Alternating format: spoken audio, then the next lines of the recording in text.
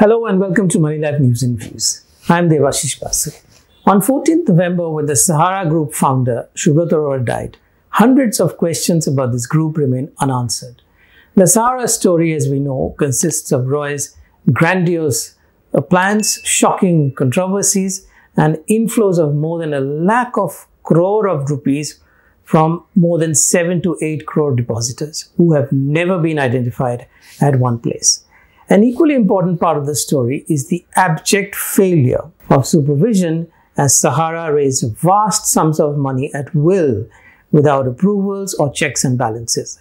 The blame lies equally with the Ministries of Finance, Company Law and Cooperatives, Serious Frauds Investigation Office, the Securities Exchange Board of India and the Reserve Bank of India.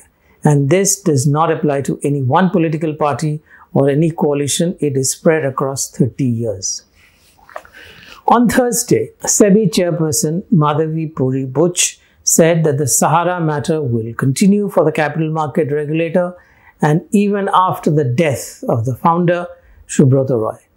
SEBI had asked the Sahara Group to deposit more than 25,700 crore and SEBI and Sahara had actually deposited just about 15,600 crore. It's not clear what more SEBI can do other than making fresh demands, especially since all it has managed over the last 10 years is to refund just about 138 crore including interest. If no real depositors are screaming for money, were there no real actual depositors at all worth talking about? Meanwhile, 4 cooperatives of Sahara Group had actually raised another 87,000 crore, which is not being investigated. They started about 10 years ago in 2010, and this remains a big mystery. How was Sahara able to continue to raise money so easily? Doesn't the Enforcement Directorate, responsible for money laundering and Benami transaction, want to know? Meanwhile, if the media reports are to be believed, the government will expropriate all that money for which there is no claimant. This comes in handy because the government needs money to fund its budget deficits. After all this, questions about the strange story of Sahara will be buried once for all. And it's been an astounding story, certainly. At 30, Subrata Roy started his entrepreneurial journey at Gorakhpur with just about 2,000 rupees of capital, a Lambretta scooter bought from his father, a peon and a clerk. After several initial businesses which did not amount to much, Roy hit upon the small savings business, or what is called a para-banking venture that would accept tiny amounts of money from rickshaw pullers, tea stall owners, grocers, and so on and so forth, and small businesses, promising them an assured return over a period of time. By 2008, this business of accepting small amounts of money for assured return amounted to almost 20,000 crore of rupees. And it was all set for much bigger glory, of course. In the 90s, the Sahara India Parivar, as Subrata Roy called it, would progressively jump into every single hot business idea that came across. Real estate, media, cricket, airlines, tourism, hospitality, insurance, mutual funds, retailing, etc. In fact, at its peak, Sahara Parivar claimed a payroll strength of over 1.2 million workers, next only to the Indian Railways. Roy, like the seasoned politicians that he rubbed shoulders with, managed to blend patriotism, his newspapers were called Rashtriya Sahara, patronage, pizzas and a patriarchal order to build an empire that yielded strange paradoxes. On the one hand, the Sahara logo was emblazoned on the Indian cricket team.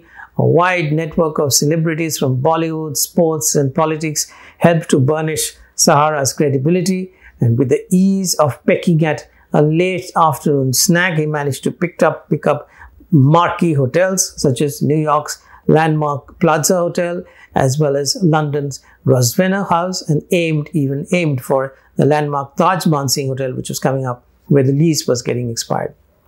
Now, apart from this, it also made headlines when it released full-page advertisements bombarding us from every single newspaper in the country whenever it felt wronged, or most likely whenever it had to publicize some dubious scheme such as a countrywide real estate project or a retailing project called Q Shop. One advertisement even called SEBI a Sarkari Gunda. However, as I said, the group was full of paradoxes.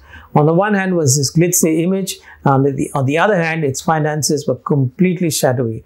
Not one single company from the Sahara group ever went public, and so there is just no scrutiny, no knowledge at all in public domain of where he was getting the money and where he was investing.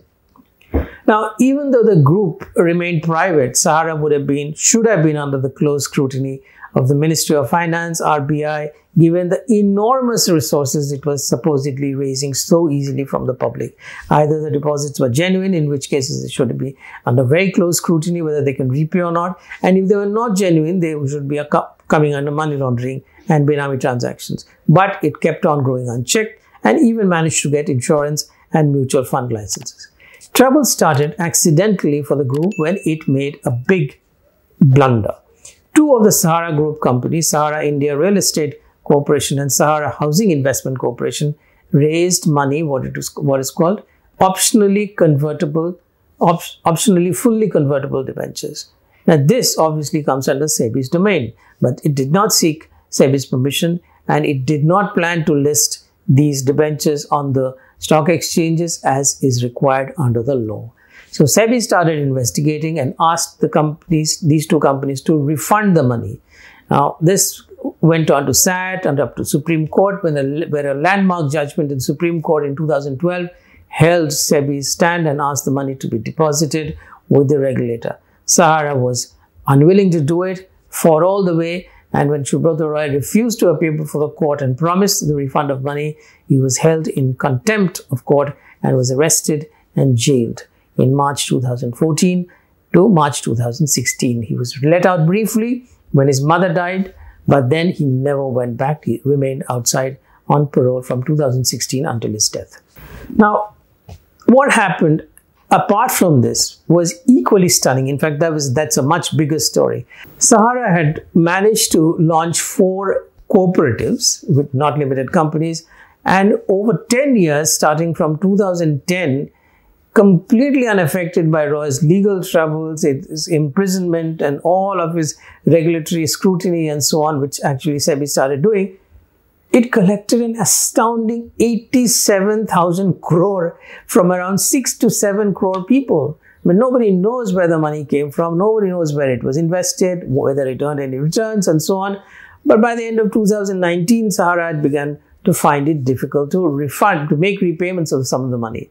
And complaints started filing in. There were complaints with the registrar of cooperatives, and stunned by all this discovery, Mr. Vivek Agarwal, who was then the Joint Secretary Cooperatives and Central Registrar, he had almost 15,000 complaints.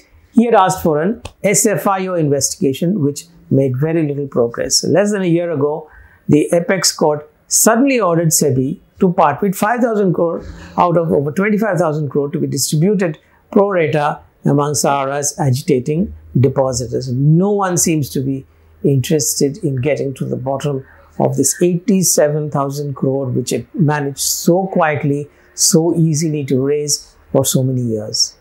Now, there was no attempt to find out the source of the money or attempt to refund it. SEBI continues to sit on this 25,000 crore plus interest.